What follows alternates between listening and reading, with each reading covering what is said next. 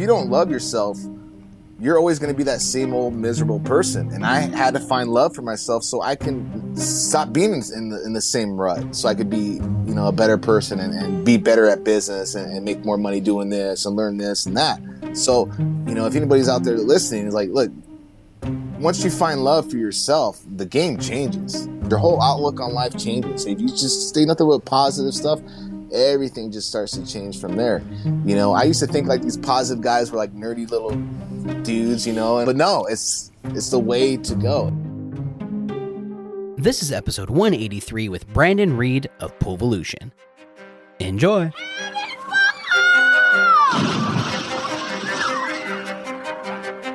Welcome to your go-to podcast for the pool and spa industry. My name is Tyler Rasmussen. And my name is Greg Villafania. And this is the Pool Chasers Podcast. All right. Well, thanks for joining us on the podcast today, Brandon. How you doing? Pretty good, brother. How are you guys doing? Doing well. Great. Super excited to have you on, man. Love the background there you got going on. Well, like I was telling you before, dude, I went on Airbnb and I rented the back space here, the 100 square feet. So I got a good deal on it. They said $8,000 for 2 hours, so we're good right here. So we got 2 hours right going on. Business must be good. I took a loan out. We got 20% interest. It's all good. We're not going to have any landscapers coming in while we're trying to do this podcast. I sure hope not. I sure hope not. Almost every time. But no, man, we're super excited to have you on. We've been following you for a while now, and why don't you tell us about yourself a little bit? Like, where did you grow up and stuff? So I grew up in Rancho Cucamonga, California. I went to the same school as my parents from elementary to all the way up to high school. From there, didn't go to college, and I went straight to working for my dad in the HVAC field. And after that, we got into the pool industry about 8 years after that. And so this is where I am today, and just, doing what I'm doing. Yeah, there's a lot more to that story than you're telling, Brandon. I mean, we had a nice, almost 2 hour conversation. Right. I mean, I was asking every question in the book. Yeah, dude. Yeah, because I think it's I think it's really interesting how you got into it, because just being real technical and having the HVAC background and having that transition. Because if anybody knows you in Pool Volution and they follow you on Instagram, right. I mean, you really know your stuff. You know a wide variety of things, and I think it stems back from just doing other things besides just pools. Sand. You don't just jump in and do all that stuff? Well, after I graduated high school, to be honest, I was very lost. I didn't know what I was going to do with my life, because I didn't really prepare for anything in high school. I was just kind of just doing my thing. And once I graduated, it was like, now what? So my dad owns an HVAC company, and I started to work with him. And with him, he's different. He's not the type of guy who's going to take you to work with him and show you how to do things while you're together. He loaded up my 1995 Ford Thunderbird. Okay, believe it or not, you're taking a damn Thunderbird to service calls, and it had the peeling paint on the rooftop and all this other stuff, and it's just to me, it just did not look cool, and I was a little embarrassed. But he hands me a jug R22, gives me some gauges and gives me some tools, and he sends me about an hour away to go do service calls at this apartment complex. So I get to the office. He goes, you're going to go to the office. They're going to hand you a set of keys and a set of work orders. Get to my first apartment. I had to call him right away because I had no idea what I was looking at or what I was doing. And he would walk me through each and every call on how to charge a system up and do things in that nature. And that was like the first 6 to 8 months of my training in the HVAC field. He sent me on calls by myself, and if I ran into an issue, he would be on the phone with me, literally with a voltmeter to gauges to all this stuff. And he would just be like, congratulations, now you just charged your first AC system. Congratulations, now you just diagnosed your first transformer. And And it's one thing knowing how to do this stuff. It's another thing understanding why you're doing these diagnoses. So that didn't come till years later, where my dad would say, okay, now you know what to check for and whether this stuff is working properly or not. But now you don't know how this stuff works and why it works the way it does. And that's when we would get into the other things of how to actually really get into diagnosis, because now you're understanding how these components all work. Dude, your dad must have had a lot of faith in you. I mean, to just send you to jobs and let you do all those things. I mean, just educating you over the phone, that's wild. I would never trust anybody to do that. I mean, did you have some idea of what you were looking at, or was this really just like trial and error? He would take me to some service calls growing up in high school, but all it was for me to, remind you, these were all apartment complex service contracts. So I'm on 4 or 5 story buildings, and the only time before high school, he would have me come with him on the weekend, and it was just so I could push up the air conditioner while he's roping up the roof 5 stories. And it was OSHA approved for sure. Just so everyone knows that I was using my head as a lifting mechanism and one hand on the ladder, and my dad telling me to push harder. So, but that's all I knew. And then it was 2 things, because I'm an honest, cutthroat kind of guy. It was 2 things. Me and him are so alike. He said, there's no way I'm going to have to be able to be with this kid 6 to 8 hours a day. Or it was, you know what, this kid knows some stuff. I don't need to be there with him. Let's see if it works out this way. I really don't know, but I think it was a little bit of both. He wanted to see how I would do by myself and kind of just skip the process of, do I need to babysit this kid, or let's see how he does today, and then we'll see and I'll make my decision from there. But I never really asked him about that kind of stuff. But if it wasn't for HVAC and the stuff that he taught me, there was no way I would be able to jump to swimming pools, because you got to understand, like a pool heater, it is no different than a furnace inside your house, or a big package unit on top of a roof. It is the same components, other than we're moving air instead of water, but all the components inside there are all the same stuff, and it's all the stuff. So, and then just like anything else, what has to do with pool, instead of just moving air, we're just moving water, but all the calculations, all that, they're pretty much the same. We're just jumping over from one element to the other. Yeah, it definitely sounds like HVAC was the catalyst for you in transitioning into the pool industry. Because you're right, a lot of things are similar, but also the mindset of taking things apart, figuring it out, and not just doing it, but actually understanding why you're doing it. Right. That's probably one of the best things I've ever heard, because it's so true, and not just in pools or anything like that. That can be applied to anything that you do for work or anything that you want to be good at. It's one thing to just do something, but to truly understand why you're doing it and kind of the internal workings of it, I think is extremely important. Every time I look back, I got no problems doing what we did. We did a lot of work. We did a lot of installs, but I just wish my dad would have got me out of that 1995 Thunderbird. It's just like, come on, man. Can I get a service utility truck or nothing? But that's just how my family is. They all make you learn the hardest way that you can possible. Like, if you wanted to learn how to swim, they're not going to teach you how to swim. They're going to throw you in the pool and just make sure you don't drown to death. And that's just how my family's always been. If you want to learn, you're gonna learn the hard way, or maybe it's not the hard way. That's just the way. It wasn't gonna come easy, and that's just how they've always been. If you want to learn how to do this, we're gonna go through this whole process and teach you right. We're not gonna do skip steps here and tell you how to do things. And that's like a lot of things with my Instagram, is all the answers are on Google, but I'll get 60 to 70 messages a day on technical support questions. And they're all on Google, but everybody just wants a fast, correct answer real quick so they can go about their day, instead of understanding why this works and why it was designed that way, and knowing the internal designs of everything so you could actually understand what's really going on.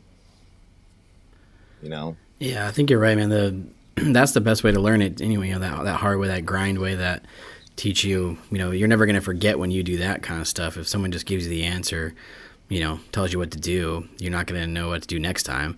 It's going to be the same situation. You're just not going to remember. Oh, I remember I got a part for that one time. Let me hit up Brandon again. What's that part number again? Right. Well, that's just the thing. It's are you going to be the guy who shows up to a heater with 5 different parts and just keep slamming them on there and go, hey, it worked? I don't know what was the issue, but I know after changing out a couple of these parts, the heater works. So let me go on about my day. I wasn't taught that way. We were taught to figure out what was wrong. It better only be one part, because it's very rare that it's 2 parts. And you fix it, you diagnose it, and you go about your day that way. But, that's the whole thing about with like my Instagram. What I'm trying to do is I'm trying to teach guys to the best of my ability, because I also have my own business to run, but to just get them to understand, how the way things that should really be in this industry, and try to get them trained as great as I can with the resources that I have. Just so we can kind of bring up the industry just a little bit, because when it comes to training, there's some great trainings out there, but it's really hard because it might be once a year, twice a year, and these guys can't run into all the problems they're going to be facing for that 1 year in that 1-day class or 2-day class. So I'm just here to help people, and try to do the best that I can, because I was very fortunate with my father, and even after my father, I still needed help with certain things, because automation, the programming, the firmware, and all that stuff, from brand to brand always constantly changes. And that's where I came into another mentor of mine, because his name is Chris Barstow. He works for Pentair now, but at that time he was a warranty guy, and that's how I learned a lot of the stuff that I couldn't learn from HVAC going into the pool industry. I went up to him and I told him, I said, let me ride with you. I'll ride with you for free. I'll do whatever you want me to do. Just let me ride with you and, see what I could pick up and learn, and let me ask you a bunch of questions. And that's what I did. I drove an hour to his house and was there by 7 a.m, and we would go there every day for as much time as I needed for years and years and years, whether it was just 1 day a week or 3 days a week, whatever I had time off. I'd hop in that van with him and help him out for free in return for knowledge, and big reason where I'm at today. So that was another thing that I wanted to make sure you guys knew. It just wasn't that I went from HVAC to knowing all this stuff. I went from HVAC knowing that I know some stuff, and then I knew that there was guys out there that knew a lot more than me, and I went to those guys and I said, hey, let me go with you for free. I'll do whatever you want me to do. Just, I want to learn what you know. We're going to take a quick break. When we get back, Brandon shares with us why he started with building pools and the many learning experiences he had doing so, and why he embraced change to focus on helping people through Pool Volution. Hey Pool Pros, my name is Bryce Ryan. And I'm Zach Singer, and we're with Beyond Pool Cleaning in Scottsdale, Arizona, and this is your Skimmer Tip of the Week. This year's been rough on all of us, especially when it came to chems. Yeah, between sourcing and changing prices, we are really fortunate to be a little ahead of the curve. Using a skimmer for the last few years really gave us an edge, allowing us to pull great data. Like reviewing the chemical dosage report with the company summary for all of last summer, it was unreal to have the exact information from last year to prep for this year, before the homeowners started buying up all the chems. Yeah, the forecast let us prepare, but also having all of the up-to-date cost input into skimmer as the prices kept increasing really helped us keep our finger on the pulse of our business. I know some people charge for their chems, so this report's a lifesaver. But even for our business where we include chemicals, we need to use it to adjust the rates of our customers before they become unprofitable for us. The Skimmer Profit Report is crucial for this. We could do a whole hour podcast on the profit report by itself, but for just a quick tip, I would say take your time to make sure all of your costs are entered correctly under the chemical dosages and under the rates and labor and revenue. Skimmer can do all the calculations for you, but the information it pulls is only as good as the information you put in. So take the extra time this winter to prepare. Just another way Skimmer helps us balance the budget in our favor. To find out more, check out episodes 138 and 154 of the podcast, or go to getskimmer.com/pool chasers. That's getskimmer.com/pool chasers. I'm curious, why did you leave HVAC? Why didn't you just go do your own thing in HVAC instead of jumping to a completely different industry? Yeah, that wasn't the plan. 2008, 2009 hit. So when that happened, that's when the market was just crashing. I didn't even know what market crash was or what was actually going on around me. Back then, they were giving anybody a loan with a heartbeat, and people were having loans like crazy on the variable interest rates and stuff like that. And that's when that market crashed right about 2009. When that market crashed, we were starting to lose a lot of our contracts and a lot of our work. So when that happened, I pretty much was twiddling my thumbs for a while. And from that standpoint, I met my cousin's buddy who cleaned pools for a living. And I started doing like acid washes with him and stuff like that. Then we sit around and we go, why don't we just build some pools? Everybody's building pools. Okay, let's build pools. We know how to build pools, sure, And little did we know, we didn't know what the heck we were doing, but we were building pools, all right, I'll tell you that. But we had to learn the hard way with building pools. So that's why I got into the pool industry. It wasn't a plan at all. I loved the HVAC industry, but at that particular time and moment, we lost a lot of contracts. There was really no work for me, and I got into the pool industry. By the time it was time for me to come back to the HVAC industry, it just was one of those things where I just didn't really want to come back. Because, I'm in attics, man. I'm in crawl spaces. I'm in all this stuff. And then you put me into the pool industry, and it's just like, oh, the equipment's outside. I don't have to crawl through an attic. I don't have to deal with rats and rodents. I don't have to deal with any fiberglass. I'm not in a 140-degree attic sweating my brains out with fiberglass sticking to me, itching all day. It's stuff like that. So I was like, screw this. This pool industry is nice. I like this industry. So once in a while, I'll still do a little bit of air conditioning and heating. It's not a lot. Maybe I'll do 25 calls a year, just through people that, I've met throughout, when I was doing that kind of stuff. But that's pretty much what happened with that, Yeah. So you started building pools first? Yeah, and then... yeah. We'll get into that. So that's kind of unique. Being young, everyone wants to be a millionaire. Everybody wants to make the most money they can and wants to be like the best they can and just be that guy. And that's what we did, man. We got our contractor's license. Don't ask me how. It seems like everyone has all these issues getting contractor's license but us. We took the test, we got the license, and we just started building pools right off the bat. Started doing some Google advertising, all this stuff. To give you guys a fair scope here, we knew guys who build pools that were doing it for 20 to 25 years. So if anytime we ran into an issue like what the heck is a hydrostatic drain, we would just call these guys up and they'd be like, okay, you knucklehead, this is what you got to do. And we'd be like, okay. And then we would run into inspectors all the time, be like, what the heck's a pressure release valve? What are you talking about here? This wasn't in the test, and stuff like that. The different types of rebar, the plumbing, all this stuff. So that's what we would do. We started building pools. And what our biggest mistake is that we thought everybody did everything by themselves. We didn't know these guys sub out the rebar. These guys sub out the dig. These guys sub out the plumbing. So we're going to city rental like every other day for a new trade on these pools. So one minute we're, we get the design going. We learn how to design pools on Pool Studio. We get the plans, we get the permit going, and now it's time to actually dig the pool. Well, we got these plans, and we don't even know how to dig a pool because we can't read the damn plans, So we're out there with this, spray paint and string line and all this other stuff, and we're trying to mark stuff off, and we don't even know if we got it right or not.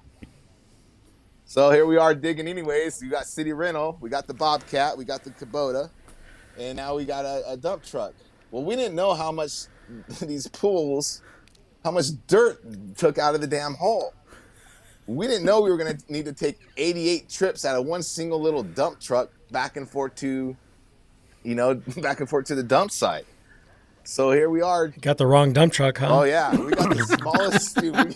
This dump truck was like Class C, no air brakes. It barely went like 40 miles an hour on the freeway, and the dump site's like 20 miles. So every time we like did a little scoop with the Bobcat, the damn dump truck was already full. Toyota Tonka. Yeah. So we would literally like turn on the Bobcat, do a scoop just to turn off the Bobcat. So I'd have to drive 20 miles down to dump dirt out of the, at the dump site. So we learned real quick, and then like just rebar. We were trying to build our own rebar and do all this stuff, and then we did our own plumbing, and then our own equipment, our own electrical. We did everything. Except the only thing we couldn't do is gunite because nobody would let us rent a gunite truck. Thank God.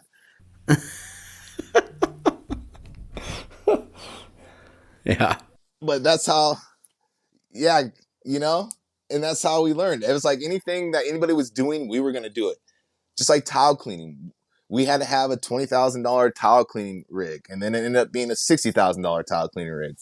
And then they found out that we didn't want nothing to do with it anymore. So then we sold it for 10 grand. It was just nothing but losing money, but having fun and getting into trouble, but not getting into too much trouble. Because we always had guys that bail us out. Like we had buddies that were doing it for 20, 25 years. And they'd be like, oh my God, what'd you do here? Now you're going to have to spend another $10,000 in gunite because you over excavated, stuff like that. But it was like, oh, okay, well, I guess that's what we'll have to do. No big deal. At that, we were so young. We just didn't know any better, but we thought we were someone. We thought we were somebody. And it was just fun, good old times, dude. So from all of those things, I mean, what are some of the most important lessons that you've learned? Because I'm sure there's still a lot of people out there doing that. And, I understand, you're having fun. It's kind of the, back in the day type thing, but, you're also taking customers' money, right, and they probably didn't get the best built pool. They're probably still cursing at their pool.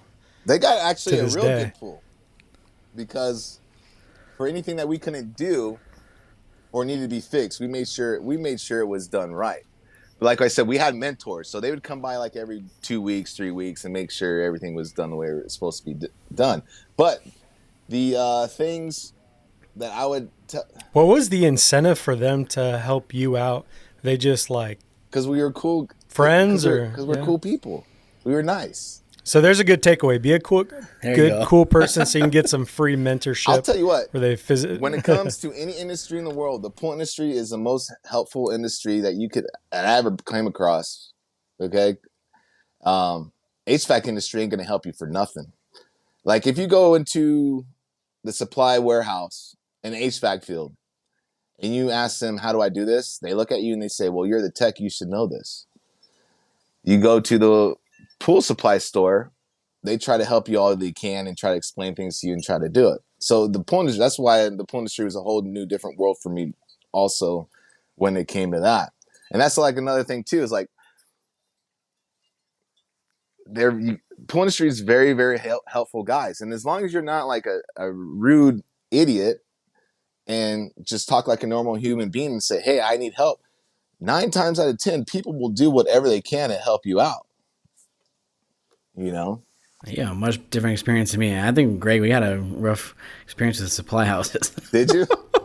Every time we talked to people, I was like, oh, yeah, this is the coolest thing ever. All nice. I'm like, man, that was not our story. But I also think that we were coming up fast and we were completely different. And I think a lot of people were jealous of that.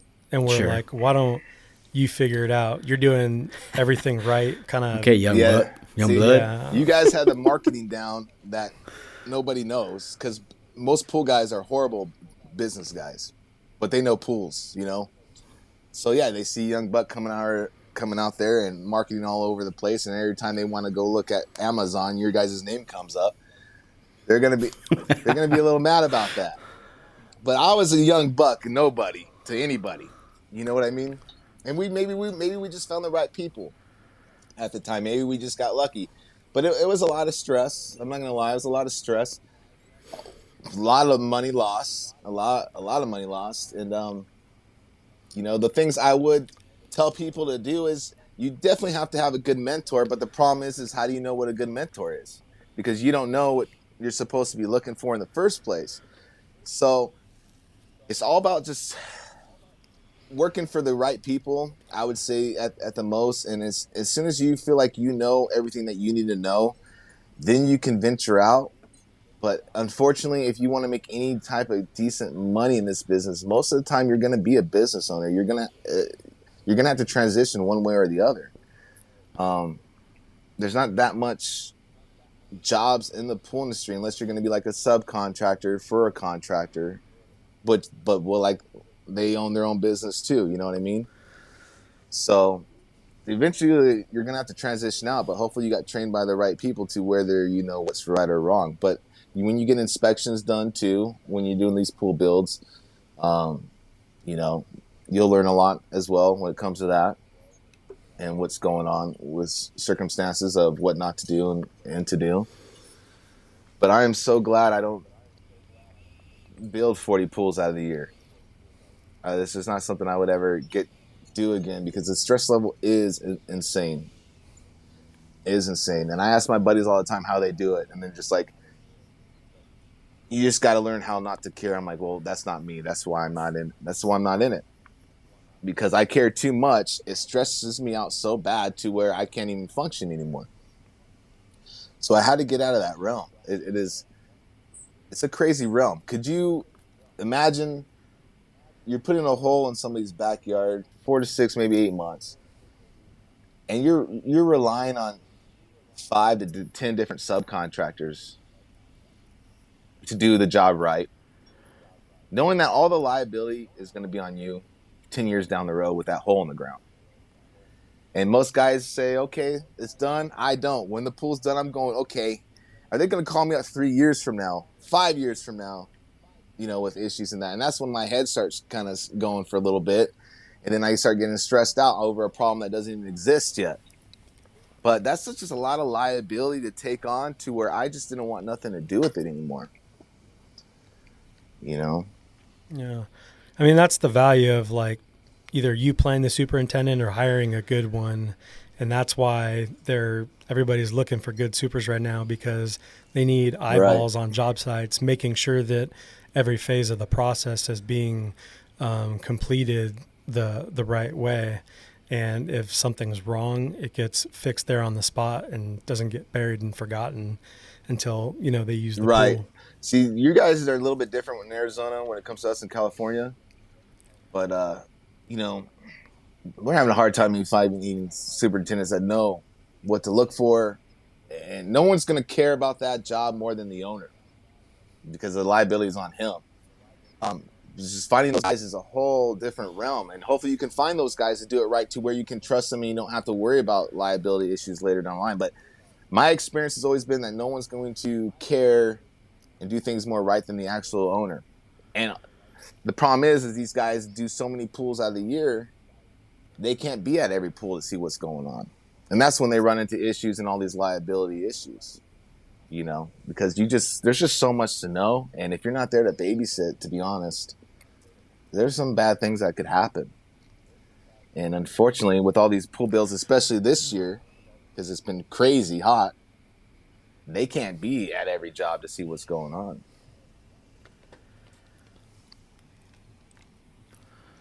Yeah. And the complexity of the pools, it's crazy because if you look at everything that they're doing in Australia, they've gone to a more micro swimming pool that is, they're really tiny. Most of them don't have spas. Yep. You can heat them, but they're just more focused on the style of the deck and the tile choice and different things like that. And it's just kind of a cool kind of piece in the backyard for, healing and, different things like that. But they can do a lot more projects because you can control those much easier. But here, when you have, a lot of different things going on, it makes it very difficult, even if you are babysitting it, because you're also, what I've noticed is that things are so complex and things are changing so fast that there's like a lot of training on job sites happening. Yeah. Where it's like every pool you're having to, you know, this, they've never seen these tiles before. They've never seen this automation on this equipment pad before. There's so many different things that, you know, subs are constantly having to be it's trained. Here's the thing, like from one equipment, there's so many types of new equipment that's gone out this past couple of years that I ever seen in a decade. So the technology and the equipment just keeps coming at us. Back in the day, it was just like an automatic time clock and a couple pumps and a heater and call it a day. Now it's just this automation, this type of automation system, these pumps, these different types of pumps, and then the technology is just so crazy. It's starting to just to be like your own little smart home. And then on top of that, like you said, with these pools, they're not cookie cutter pools anymore. So each pool's different. Each pool's got its own little personality to where things are going to have to be changed in the flow and things like that. And then there's always things that got left out in the plans that nobody thought of, and things in that nature that hopefully they caught before the, you know, project got completed. But it is a whole different realm out here. So I don't know what's going to happen, but I'm glad to be in this industry, and I'm glad to be able to help people out, because there is just so much. It is not like how it was 10 years ago or even 5 years ago. The technology just keeps changing, and things just keep getting more complex and more complex and more complex. You know, we used to do a little equipment pad all the time. It would just be one pump, one heater, and one filter. Now it's getting up to 17 variable speed pumps and 4 heaters and, you know, 2 to 3 different filters, and it just keeps going and going. So that's going to be interesting for all us to have to transition to all that and get going. Yeah, and I think that's why it's so important to have people like you, Brandon. And I've told you before that you have been such a breath of fresh air in everything that you've been doing. I mean, the catalyst for us in starting Pool Chasers a long time ago was really the lack of anything being cool or education or inspiring or whatever you want to call it. And me and Ty often discuss that hopefully what comes from this is people wanting to do more and educate through what they're good at. And you are definitely probably my favorite of all the people doing stuff, where your last post was pretty much reviewing lube. You know what I mean? Like you're all over the place, and it's, you know, whether it's Milwaukee stuff or Klein stuff. I mean, you're just going about it the right way, and it truly is stuff that is helping people, and it's so cool to see. And I'm just curious, you know, how did you even get to doing that kind of thing? Because it kind of takes a special person to already be busy and bogged down with work, but then take on a separate mission of creating, you know, videos to help people. I'll start all the way back down to the Cali Pool Tech days.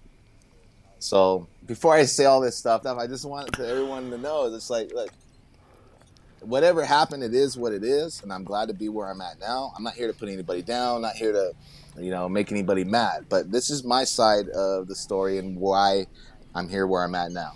But you know, we started out in Cali Pool Techs, and you know, I had to grow up really, really quick. When I was in Cali Pool Techs, I was a knucklehead. I was just as guilty as they were.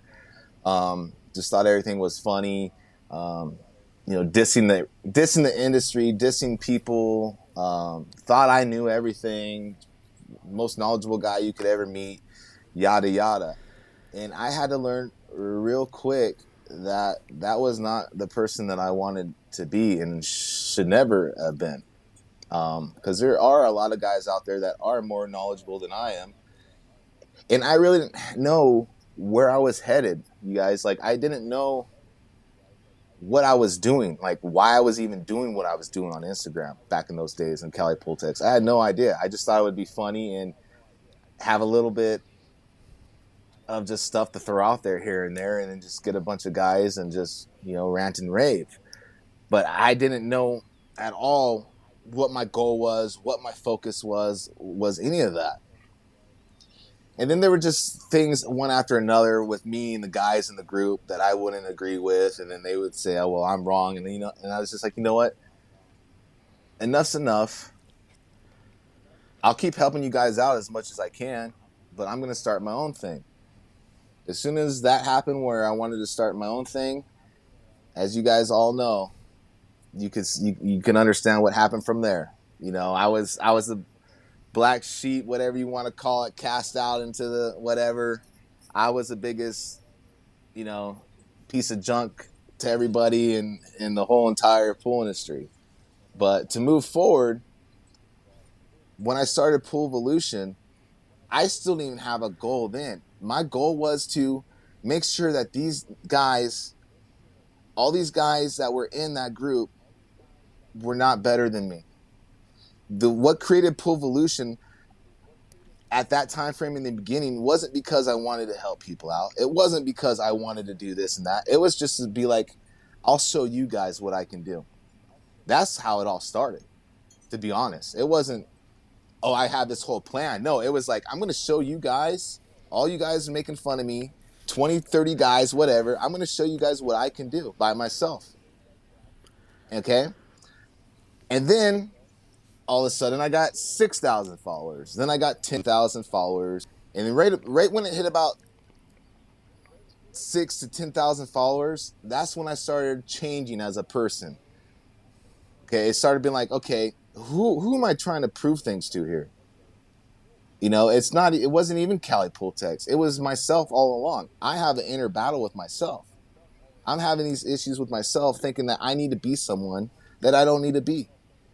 You know, I have this inner battle telling me, you got to be the best. You got to be the greatest. You need to show everybody who you are and what you can do.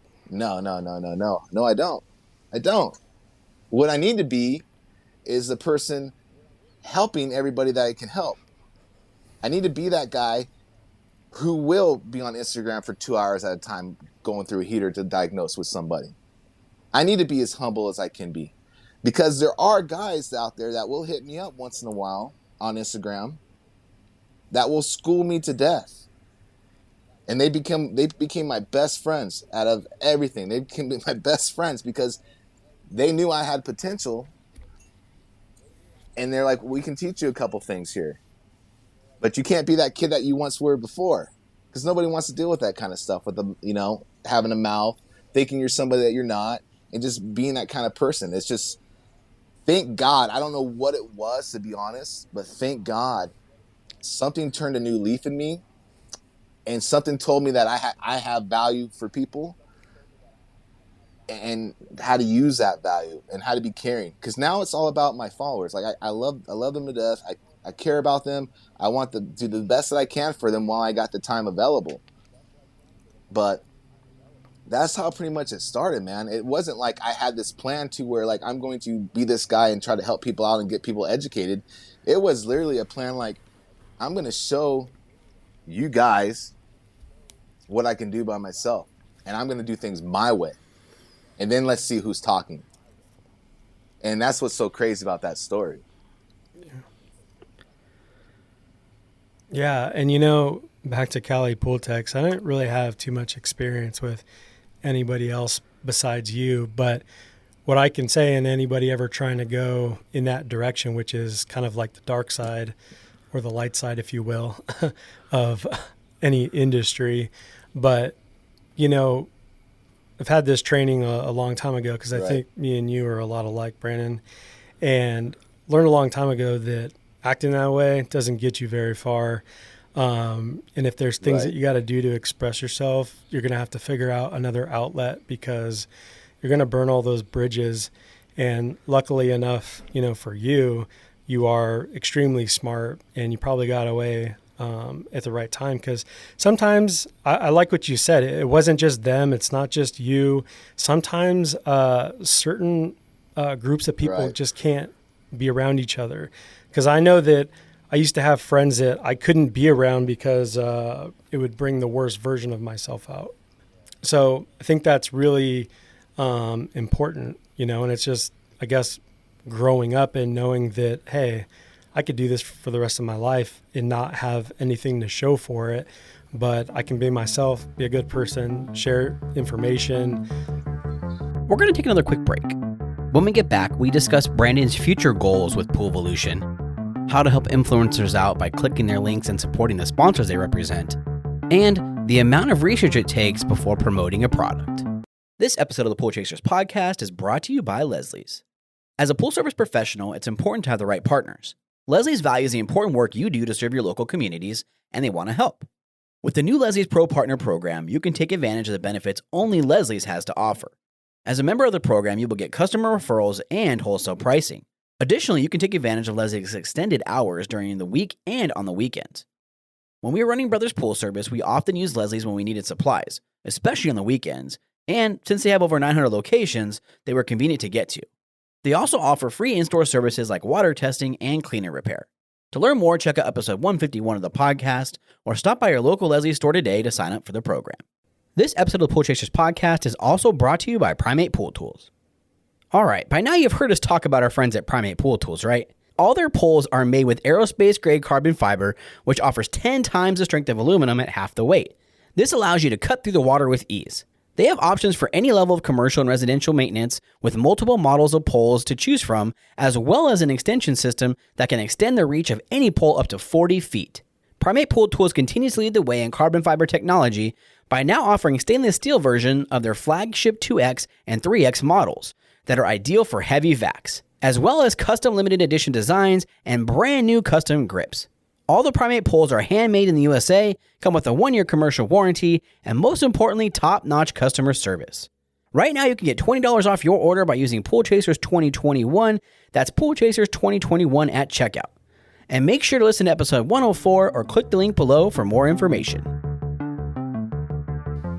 So what's your goal now with Pool Volution? I mean, what's the goal moving forward with it? My goal of Pool Volution is to stay where I'm at as a person now. Help as many people as I can out, education-wise, learning, show them some tools, because, the whole tools is just, passion of mine. So you guys always go like, how do you do this? It's a passion. The only reason why I'm doing this is because it's a passion. Otherwise, I would not be able to find the time or to grab any type of energy at the end of the day to be able to keep doing this day and day and day after day by day. So just to help people out, give as much education as I can, and just to help anybody out any way that I can. Because, like I said, man, look who I am now. Look who I once was, and now look who I am now. So if anybody owes anybody anything, it's me owing my followers. Because look how happy I am now, and how great of a perspective I have on life because of this.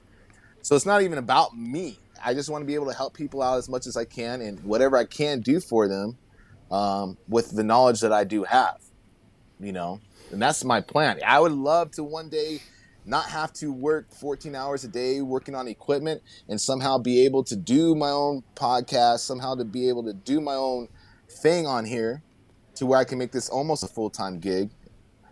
But I don't know how, because I never had a plan. I still kind of don't have a plan right now. It's just basically like, this is what we did today. Check out some lube. Oh, that's the green one, and that's it. And then show them heaters, show them how to diagnose heaters, and show them how to use electrical meters, and show them different tools.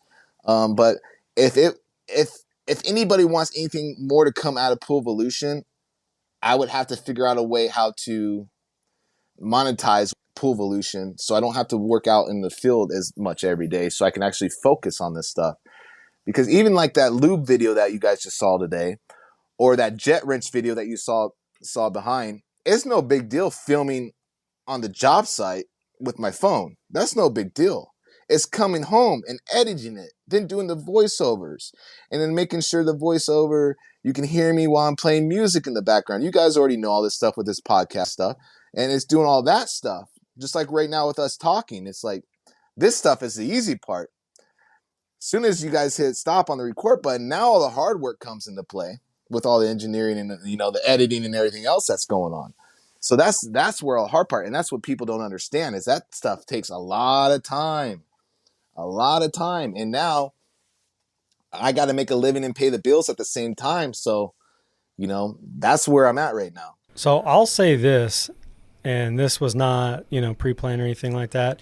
Anybody watching Pool Volution videos or anybody's videos that you care about, like, whatever links are used for you to go and buy that product, use that link so that the show can go on and, you know, people creating this content can get cashed out.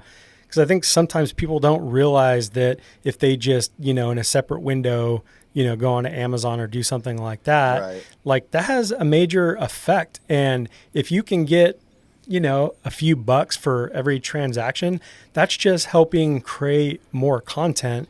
And how much is this worth to you? The things that you can, that you shared in these 1-minute videos will potentially save you thousands or make you thousands. Right. There's just so much good stuff. And what people can do to really help is, you know, when you say, click this link or this link tree or whatever it may be, use those links and, you know, let influencers or whatever you want to call it get that kickback. Because I think that's really important for us as creators to kind of keep doing what we're doing. Right. Something's got to, you know, pay for all this stuff. You know, back in the day, it was like if you were an influencer, it's like people wanted to hide it, you know, and they wanted to they wouldn't want to say, oh, I got this tool for free or I got this for free. But I've even changed the game on that with other people's influencer tool sites, because when I get something, I'm like, hey, this tool is nice. I like it. Yeah, I got it for free. And, you know, you just go along with that. But people were like so afraid to tell these guys, hey, this company sent me this tool for free. Check it out. So now I got guys on those tool pages saying, you know, I'm like, there's no reason to hide any of this stuff. There's no reason to say a sponsor, you know, there's no reason to, sponsors, no big deal. None of this stuff is. If the product is good, you're not going to have an issue with any of this stuff. Something needs to keep driving us forward. You know, something has to keep these light bills on and pay the bills and all this stuff to do this kind of stuff. And that's where something's got to do it. So either people have links or, you know, there's almost like, it's like one of those things where I'm trying to say here is basically like some followers don't like you having a sponsorship, but they have a hard time understanding that, hey, someone's got to pay for this $2,000 camera. Someone's got to pay for this $1,000 mic. Like I just don't spring it out of nowhere. Oh, peace. You know? Yeah, you don't like it, be gone. You know, I'm not, you know. Because that's how it goes. I mean, if you don't like influencers, I get it, because like influencers have a bad reputation because they've come from everything outside of the trade industry is totally screwed up, especially in the travel industry. I mean, one, you know, cute girl can be, you know, promoting, it doesn't matter what brand it is as long as the price is right. And I feel like right now, Hollywood relationships are treating as influencers where it's like, man, what could I do to like stay relevant in the media? Oh, maybe I should marry Kanye West, or maybe I should, you know, do this. Like, I'm starting to feel like everything is like a scam. Like, these people actually get married, or are we just falling in, you know, these traps? It's like with me, I don't want to be an influencer because they have such a bad name. You know, it turned into, I didn't think it was ever going to get this big, guys. Like, I just checked a couple hours ago. I'm almost at 21,000 and then 23,000 on TikTok. And then I'm getting up there on YouTube too. But I didn't expect it to be like this. I didn't expect it to be. Now I'm so afraid of what I post because I don't want to get the wrong information out there. Not only top of that, when it comes to editing, now like the magic lube from Aladdin that I just did, the post that I just did. Okay, I'm researching freaking lube for 2 hours last night to make sure I didn't get the wrong information on lube. Because I don't want somebody in the comments to be like, dude, you said the wrong thing about that lube. I'm like, no, I did 3 hours of research. That lube is great for that. Trust me. I know everything about lube. Dude. You're preaching to the choir. I know more about lube than you will ever know about lube right now. Know more about lube than your boyfriend. That's right. I know about all the different base products, from the petroleum to the PTFE to the silicone to the water base to everything. And I know exactly where you want to put that lube depending on which one you buy. So just let me know. I always thought it would be funny if like things like the lube for the pool business, like if once it's all done, put mustard or something in it and just freak somebody out. one of the hot dog cook-offs or something, just be like, yeah, I got my own. Like, dude, you can. If it's food quality, since I did so much research, I'll tell you right now, if it's food quality product, you can use it on a rubber seal. I don't know about the acidity in the mustard. Yeah, I'm telling you right now. It's food grade, so we're okay. But it's like, this O-ring smells like mustard. What the? So this podcast just got weird. Yeah, it just got weird. We're all messing around. Please do not put any mustard on any O-rings. Oh man! Unless you purchase it from the link from Pool Volution. Yes. If you want to use that mustard. There you go. There you go. Have you started messing with the Amazon Live stuff yet? Amazon. This is the thing. I'm going to sooner. Amazon for me, all that is so I don't have to message 200 people a day saying, "Here's the link. Here's the link. Here's the link for that tool. Here's the link." Amazon don't pay you anything. Do you know the new Live though? Yeah, they got all this stuff. You set up a live channel and you get to like do what you do in front of people, and they just start coming in, and everything that you're talking about is itemized underneath it, and like people are like it's booming. And I've been waiting for Amazon to do something like that, because nowhere else you got to like jump through all these like things to purchase something, but Amazon. If anybody buys anything on Amazon, it's my favorite place, because it takes me 2 seconds to check out. Like, you're watching a video and it's like, oh, boom, got it.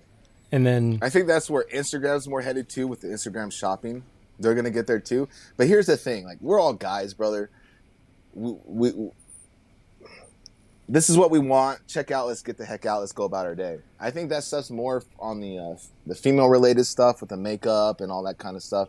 Because like I was with my girlfriend yesterday, and just because Kylie Jenner posted something, now she had to have it, and all those products, and it's just like, on the more guy realm, it's more like, can I use this or not? There has to be like a very, very specific reason why we're gonna buy that type of product, and I think I'm gonna more likely just stay on the Instagram side, because when you get in that Amazon realm, because like to be honest, I had 2,200 and something, 2,243 orders last month on Amazon. Like that, you guys remember that spray nozzle or anything? I don't know if you guys saw that post with the filter. Almost 1,000 of those got sold and stuff like that. Like a comb? It was a spray gun. Okay. With a quick disconnect. It's like one of my most favorite things for filter cleanings. But we sold a lot of those. But here's the thing: I just get a commission, right? And it, depending on the item, it could be anywhere from 2% to 8%. Sometimes it's even 12%. But most of the items on Amazon that I have are $20 items, or they're $8 items, or, So now they want every 2 months they'll send me a commission check. And sometimes it's for $100, sometimes it's for $200. And all I do is I just buy tools off of Amazon and just do a circle back, do another review on a tool from Amazon, do this stuff, because it's not a lot of money. $200, it's just whatever, and we just keep going from there. But Amazon doesn't pay enough to kind of like where I want to get like 100% involved in that stuff, because I'm more about just like helping the pool guys out and show them the tools that I like to use, other than trying to figure out that whole thing, brother, because it's just so much to figure out with this stuff. It just keeps going and going, and I got nobody to help me over here. Well, I'll say you're doing the right thing. The ways that you're going to make more money is by the patience and mending these relationships, so that you can actually, buy in bulk from these manufacturers. And the only way you get there is by doing what you're doing. So they're watching and being like, oh, wow, he's getting real views and comments and interaction, and he's communicating with them. Like that's the way that you really start doing it, for sure.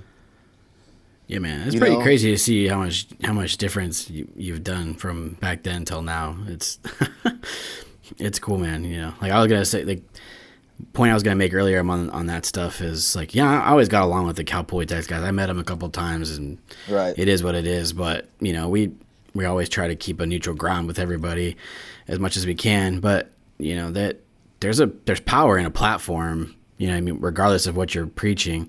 So that's kind of what Greg and I used to talk about. It was just like, man, you know, everything we're trying to do positive with Pool Chasers and change this industry and uplift this industry, there's another side to it. We did our thing, they did theirs, but you know, there's power in a platform, and if you have a following, you can tank something really quick, or you can help it. And you know, I think it's cool where you've come from. Well, if I didn't change or do anything, I would just. You got to love yourself, brother. And if you don't love yourself, you're always going to be that same old miserable person. And I had to find love for myself so I can stop being in the same rut, so I could be, you know, a better person and be better at business and make more money doing this and learn this and that. So, you know, if anybody's out there listening, is like, look, once you find love for yourself, the game changes. You know, the whole game changes. Your whole outlook on life changes. So if you just stay nothing but positive stuff, everything just starts to change from there. You know, I used to think like these positive guys were like nerdy little dudes, you know, and like, what the heck, you know, these guys, you know, but no, it's the way to go. And like you're saying, Tyler, it's actually scary how much these platforms have.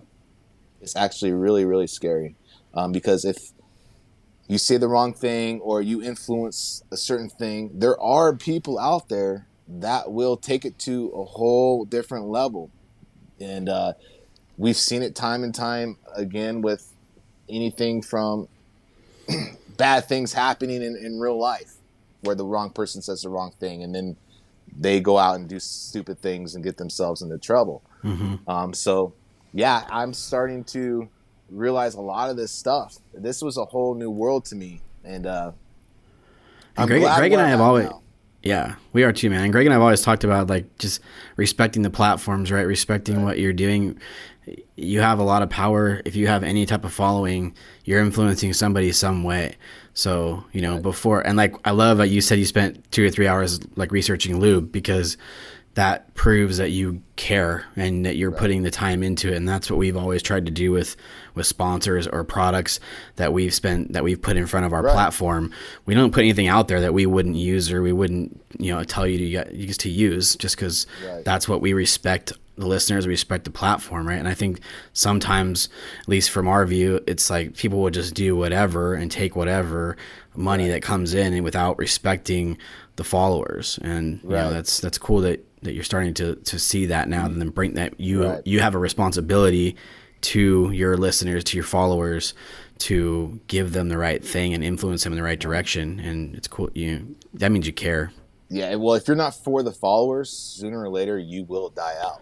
They will start to see who you are for who you are, and sooner or later that following count's going to go down. You're not going to be so much relevant now on your statistic and your analytic reports on your Instagram, and they'll see it, and then they'll call you out for who you are. But that's the whole point of social media. So for everyone's listening, it is not the free product. It is not the free hats or the T-shirts, because half of them don't fit right anyways, and I throw them out anyways because they don't fit my body right, and they make me look fat.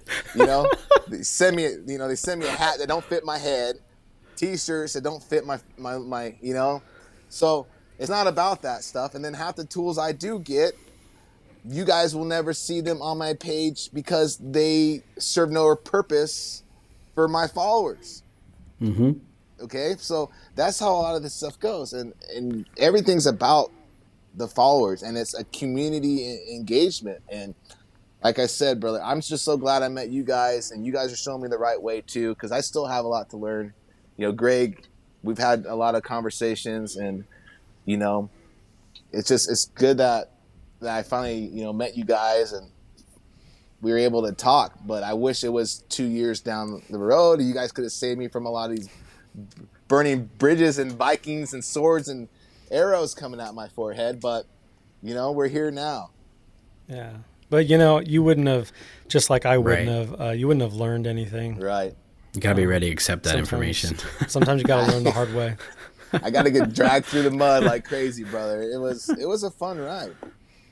You know, it was a fun ride. But here's the thing too. Have you guys noticed, like, the ones that doubted you, now all of a sudden they just want to be your best friend out of nowhere? You guys ever had that? I don't know. I don't talk to them. Yeah, so I only talk to the I have a tight circle, man. I only talk to the ones that were there from the beginning. Yeah, you know, I didn't know where I'm getting. So I only talk to my kids in Thai and. You know, That's I'm funny. starting to get hit up by these people that were the main reasons where they caused. I call them the news, because they were always making false reports about me and making up stuff and just spreading it out there on the social media world. And now all of a sudden they're calling me like, you know, hey, how you doing? How you been? It's like, wait a minute here. What's going on? You know? Yeah. So yeah, I think that comes with any type of, you know, a little bit of a fame or you know, influence. Yeah. But, you know, sometimes it can be a double-edged sword. Some of those are real and they just, you know, want to be a part of it. And then a lot of them are not. A lot of them want more information. Just want to ride your wave.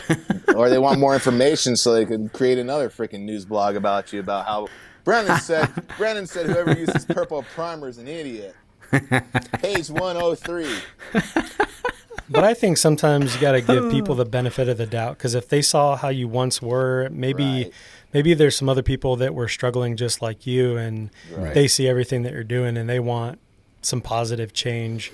I feel like if you have that type of intuition, you'll be able to know what their intentions are, and if they mean well, that's a pretty good feeling to be able to help kind of change somebody's life that way.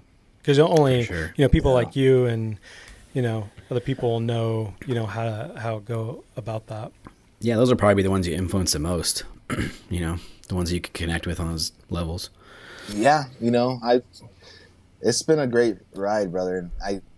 The young cats are coming out like crazy, and which is great, you know, and getting them taught the right way and how to do things. And, you know, they hit me up all the time. They say, so-and-so said this. I'm like, you know, well, he's a little miseducated, but I'll tell you why he's miseducated, and I'm going to tell you why we do it this way and not that way, you know. So we all will just explain things the right way, but, you know, I just don't know where this is going to go, and see where it does go, you know, but it's getting to the point where it's a lot of time, brother, and you know, I just don't know where it's you going. Put your time in, man. You put your time in, people will pay attention, and that's what it's all about, you know. And like you said, you know, you can either make money doing this or that, but if you build, you know, your reputation the right way, and then you'll link up with the right people, and doors will keep opening. You know what I mean? Right. That's good. Things will definitely come. And it still is a little too soon from when I was in my knucklehead days, right? It's still going to take a while to be like, hey, who is this guy? I never met him before. Yeah, you have, but this is the new me now, you know? That's good that you think that way. Don't ever lose sight of that. That way it keeps you in check. Yeah, I'll be the first to tell anybody, hey, I'm sorry if I was an idiot. I know I was an idiot, and it, you know, it's not your fault. It's a lot of things that I was dealing with myself and things I didn't see at the time. But I'm glad where I am now. And I think most people have seen the change, and they do sincerely feel that I'm here to help them. And otherwise, why else would I be doing this stuff? The $100 gift card from Amazon with clicking links ain't enough. So, you know, I was like, Brandon, can you pay for my psychiatrist visits that you caused? Yeah. Yeah, you know, we might get to that point, you know, it's just... It's because of you I started seeing a shrink. Yeah. We might be seeing the same one. I'll tell him, you know, what's his name? You know? He gets paid in those Amazon gift cards. Yeah. So. Right. He likes those extra small pool t-shirts. You know, it's crazy when you have a bunch of Amazon gift cards like 25, 55, and then it'll be like 85, 105. And then, you know, these codes, they're like 20-digit codes that you got to put in. And then you just tell my girlfriend, my girlfriend, okay, I got $600 on Amazon. Okay, let's use these gift cards. You know, by the time she's done, she's doing like 600 digits of freaking gift cards to put in there. Working for it. That's awesome. You know? All right, man. Well, where can people find you? What's the Instagram handle? How can people reach out? Pool_Volution. You see that in our bio. YouTube is Pool Volution, and then also TikTok. We might do some other platforms, but we'll just just go from there. And that's where you guys can check me out and see what we're doing and what I'm all about. But if you guys ever have any questions or need help, just, hit me up on there and I'll do the best I can for you guys. Awesome. Cool. Thanks, man. Thank you so much, Brandon. Thank you, guys. I appreciate you for having me on. It only took me 2 years to knock down the door a couple times, but we finally did it. Good times, fun. Thank you. Thank you, brother. Hey, Pool Chasers. Thanks for listening. We hope you enjoyed the episode. To connect with today's guests, including pictures, links, and resources from everything discussed today, you can visit the episode page at poolchasers.com or click the links below. To connect more with us, you can find us on Instagram, Facebook, and Twitter by searching at Pool Chasers. If you would like to support the podcast, the easiest and most effective way is to subscribe to the show on Apple Podcasts, Spotify, and YouTube, as well as share the show or your favorite episode with a friend or on social media. Also, you can get early access to each episode by supporting us through Patreon. We know your time is valuable, so thank you for sharing some of yours with us today. See you out there, Pool Chasers.